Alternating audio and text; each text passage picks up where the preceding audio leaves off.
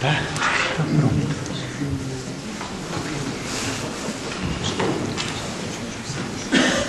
Já está. Já está. Muito boa tarde a todos. Eu queria, em nome da Faculdade de Letras, cumprimentar todos os presentes. Estamos aqui reunidos para esta iniciativa do Centro de Filosofia, do Departamento de Filosofia da Faculdade de Letras, que consiste na conferência do nosso querido amigo, o professor Lionel. Eu trato informalmente, é um grande amigo nosso, meu. O Lionel foi professor catedrático desta casa, é o professor catedrático desta casa do Departamento de Filosofia, foi diretor do Centro de Filosofia, no qual convivemos diariamente durante alguns anos, tivemos imenso que conviver, foi um período também muito difícil da faculdade, muito difícil do centro, também, o momento da passagem dos centros do FUL para a faculdade, e para mim, como diretor da faculdade, é uma honra e uma alegria imensa quando me convidaram para estar presente nesta sessão e disse imediatamente que ia. Aliás, neste momento vai começar uma sessão ao teu lado, que ia um subdiretor para presidir a outra, porque queria estar presente nesta sessão. É um grande amigo e vai-nos fazer uma conferência com grande generosidade por parte dele e certamente com muito agrado de todos nós que vamos escutar com muita atenção. Eu não quero dizer mais nada, a não ser que me sinto muito feliz por estar aqui nesta mesa, porque o Lionel está aqui sempre connosco, portanto não é uma pessoa estranha à casa, pelo contrário, esta é a sua casa, é a tua casa, sabes, portanto, apenas dizer isso, dizer a alegria de estar aqui e desejar a todos, enfim, que vamos escutar esta conferência e dizer a todos que esta é a vossa casa de todos, as pessoas que estão fora, que não conheçam os caras, portanto, que é a nossa casa de todos, a casa da filosofia, a casa da cultura. E, sem perder mais tempo, eu dava a palavra ao nosso conferencista e vamos escutá-lo com toda a atenção. Eu agora, provavelmente, ia ali para escutar, melhor ainda. Tá bom, façam isso. Muito boa tarde. Eu acho que fui trazido à falsa fé. Bem, mas quero começar por agradecer as palavras simpáticas do professor Paulo Farmhouse. De facto, a convivência durante tantos anos faz-nos, dispensa-nos de informalidades, faz-nos amigos, faz-nos compreender, nos compreendamos mesmo sem palavras, mesmo que eu vá falar de palavras. E quero-lhe agradecer muito, de facto, uma convivência em momentos difíceis que houve que gerir problemas dos órgãos da faculdade, das unidades da faculdade, é assim que se chama ainda. Bom, e quero agradecer depois aos meus colegas, professor Pedro Calafate e professor António Pedro Mesquita, que me dirigiram no dia 14 de dezembro o convite. Eu, na altura, achei estranho um convite assinado por dois diretores, enfim, mas a ideia que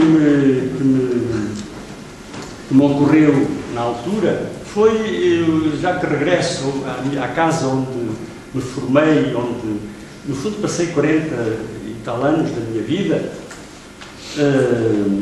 era fazer um pouco, dar um pouco um tema que sugerisse, retrospectivamente, um pouco do que poderia ser a coerência do meu currículo, da minha discussão talvez mais relevante, nomeadamente sobre a filosofia de Kant, sobre a filosofia de alguns outros modernos, Descartes, Hobbes, e também sobre os pensadores do Renascimento, foi sobretudo esse arco que vai entre o século XIV e o século XVIII, que o meu olhar se demorou. Não é? Eu, às vezes, ameaçava a minha colega e amiga, a professora Leonor Xavier, que se ficasse aqui muitos anos eu ainda ia ao século XIII, não é? Porque já ia no Petrarca, não é? Enfim, ainda passaria ao século XIII e lá para trás. Não é? Bom, mas não, fui-me embora antes. Bom. E, na verdade, para esta escolha do tema, tive uma sugestão, tive um estímulo que me veio da última obra. Bom, eu vou dizer-vos que escrevi demais. Há um problema que a idade não me está a resolver, que é o problema da incontinência verbal. e cada vez que eu queria reduzir o texto, escrevia mais uns parágrafos, e então eu acabei de desistir disso, e portanto isto sairá o que sair.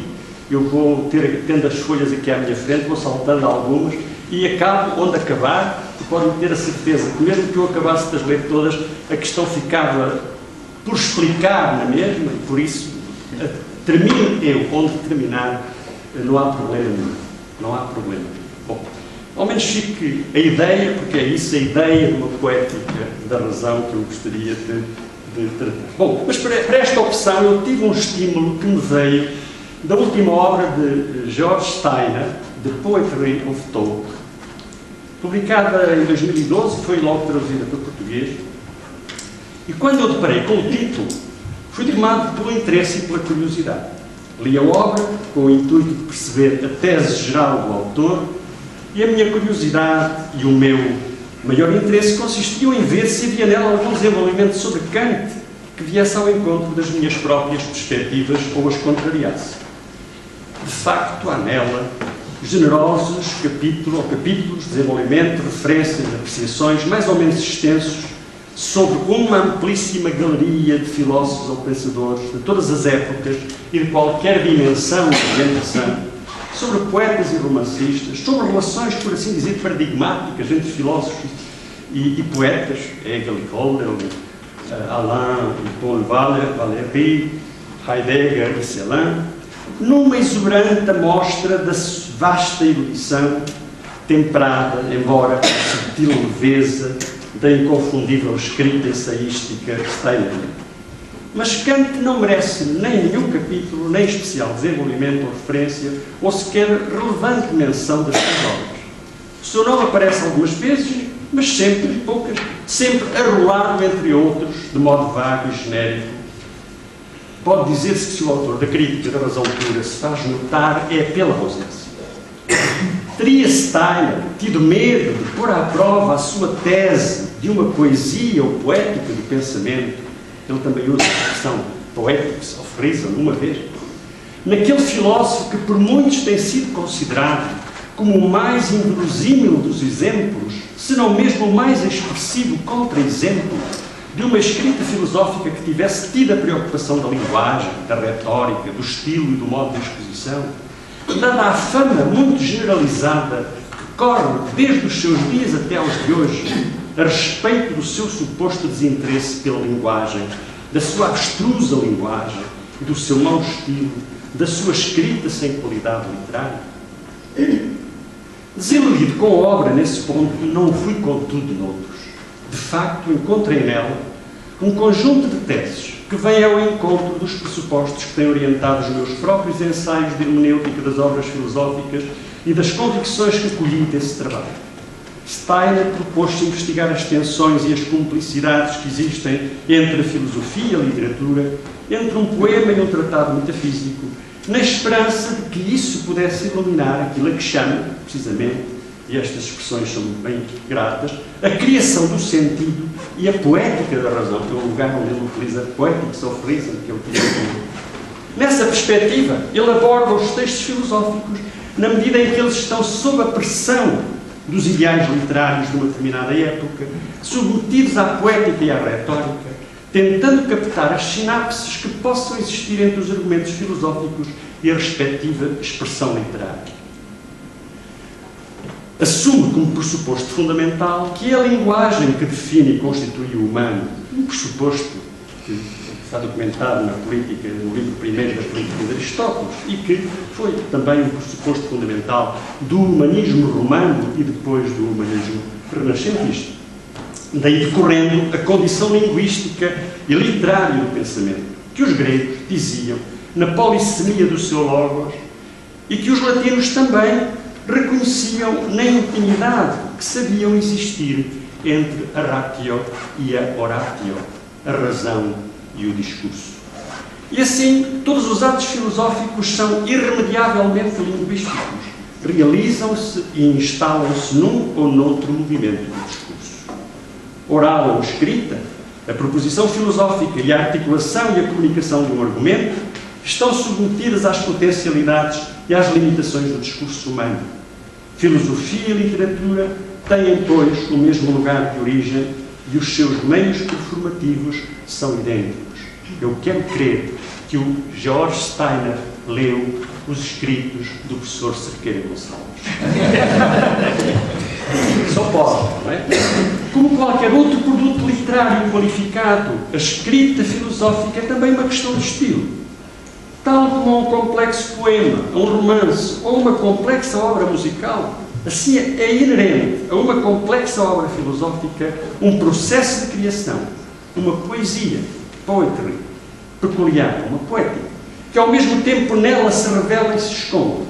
Na verdade, as maiores obras do pensamento filosófico ou metafísico, ao mesmo tempo que inventam, assim também ocultam as supremas ficções que há dentro delas.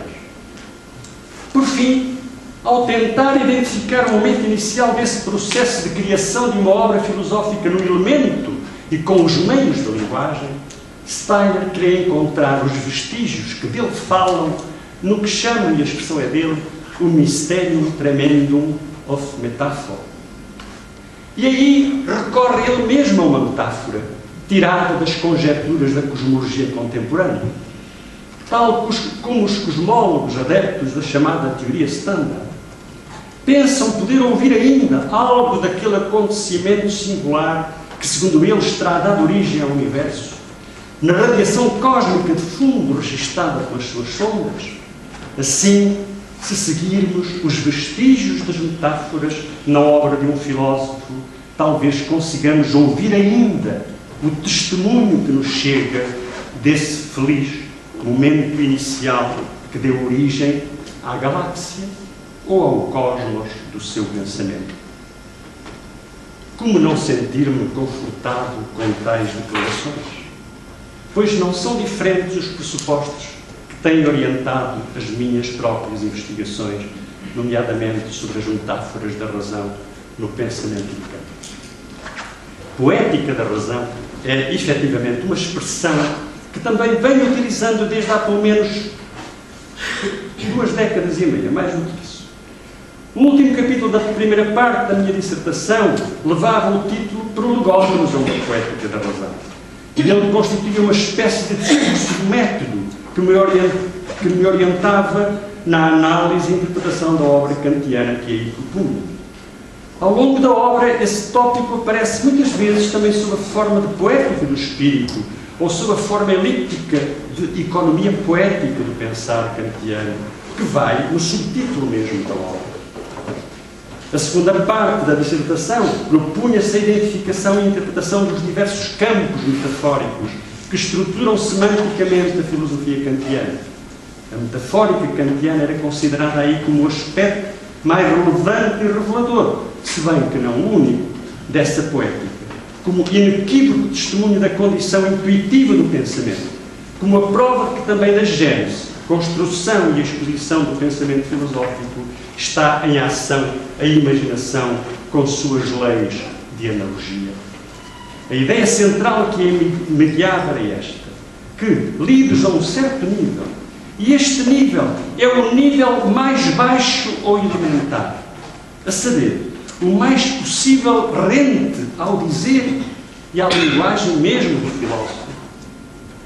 A esse nível, os escritos de Kant revelam uma bem estruturada economia na sua confecção, estratégias próprias de construção, formas orgânicas e estruturadas e entre si solidárias de expressão, um estilo peculiar de filosofar, tudo o que indica também um modo típico de pensar. E essa economia poética da obra e do pensar kantianos só se revela com a dádiva do conteúdo que ela mesma envolve e tece o próprio pensamento. Não se acede ao conteúdo se não se passa pela forma que o expõe e transmite, mas tampouco se apreende a forma sem o conteúdo. Não faz, pois, sentido nem separá-los, nem julgá-los um contra o outro.